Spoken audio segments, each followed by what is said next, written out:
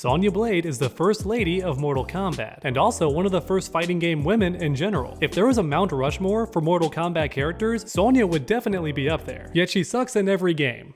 Yup, the story does her dirty. In almost every game, Sonya either gets captured or dies, sometimes both in the same game. That's actually happened 3 times already. No, not again! That's right, Sonya Blade has been captured and died in the same game 3 different times. Fun fact, Sonya Blade is named after Ed Boon's sister, so you'd expect her to be more badass. But nope, she's constantly done dirty by the writers. Today's video will rank Sonya Blade in every Mortal Kombat game based on her role in the story. Lots of people got mad at me for saying Katana is more popular than Sonya Blade, but I stand by that. If this video gets more views than Katana's, I'll make a public apology. And if this video gets 2,000 likes, I'll let my girlfriend cosplay Sonya and step on me, whichever one comes first.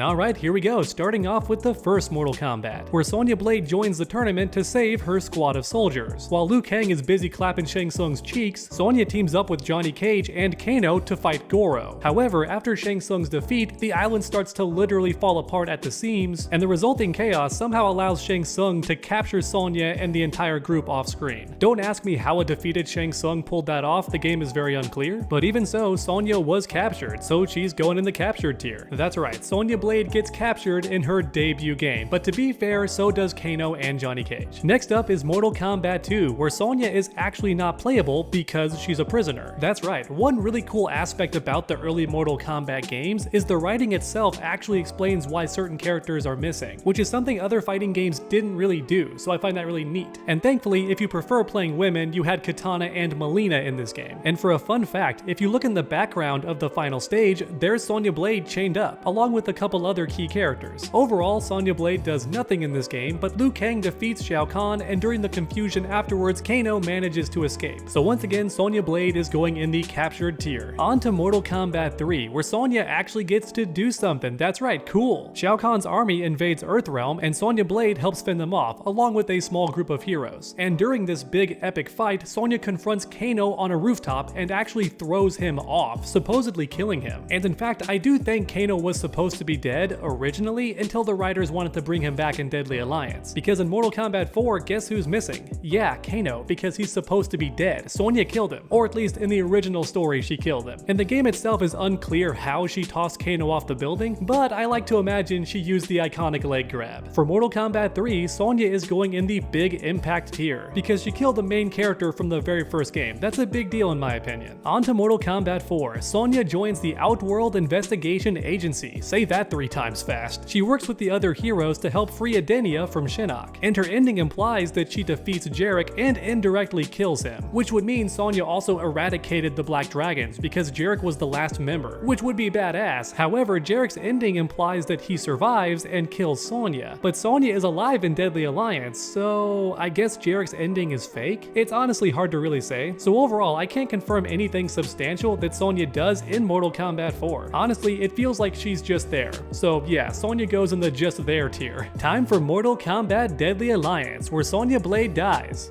Yep, straight up. This game is the first time Sonya Blade actually dies in the entire series. However, in her defense, nearly everybody dies in this game, at least when it comes to the good guys. Liu Kang dies, Johnny Cage dies, pretty much all the good guys die. Sub-Zero doesn't because he arrived late, which is hilarious, but hey, he survived. Anyways, I'm getting off track. For Deadly Alliance, Sonya Blade goes in the dead category. So next up, it's time for Deception, where Sonya Blade is not playable. However, technically she is alive and doing stuff in this game because Onaga, the Dragon King, resurrected her, along with pretty much everybody else, but the trade-off is they serve him as mind-controlled slaves, which means that in this game, Sonya Blade is technically captured, because she's mind-controlled, which means she's a prisoner in her own body. So yeah, for Deception, Sonya Blade goes in the captured tier despite not being playable. And for a fun fact, Kira gets a couple of her moves, along with Kano because he's also missing. Next up, we have Shaolin Monks, where Sonya Blade looks badass until Baraka captures her. Yeah, it's hilarious and very embarrassing for Sonya. I'm just gonna let the full clip play in its entirety.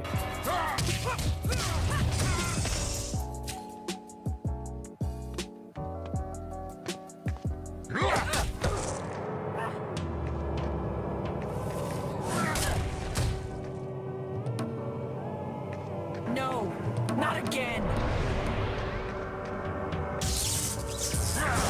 Yeah, I don't know about you all, but that scene gave me secondhand embarrassment for Sonya. She wins the fight, turns her back, then gets bodied and captured by Baraka. By Baraka of all people. This man is the definition of a henchman, and yet he defeats Sonya in a 1v1. How embarrassing is that? This might be a stretch, but I consider this one of the worst defeats in Mortal Kombat history. So now finally, it's time for Armageddon, the original end of the timeline for Mortal Kombat. That's right, this game was meant to be the final installment of the entire series, so just keep that in mind. Sonya Blade is commanding a military ship and actually destroys Sector's ship. Yeah, so already that's pretty badass, and later on she confronts Taven in Antarctica. And after that, in the original story, she takes part in the final battle, and her fate is unknown. However, in the Mortal Kombat 9 reboot, we get confirmation that, yeah, Sonya Blade died. In fact, she's straight up torn in half and buzzard food, so that's a pretty hardcore end. However, even so, I would argue destroying Sector's ship is a pretty big deal, so Sonya Blade has a big impact and also dies in Armageddon.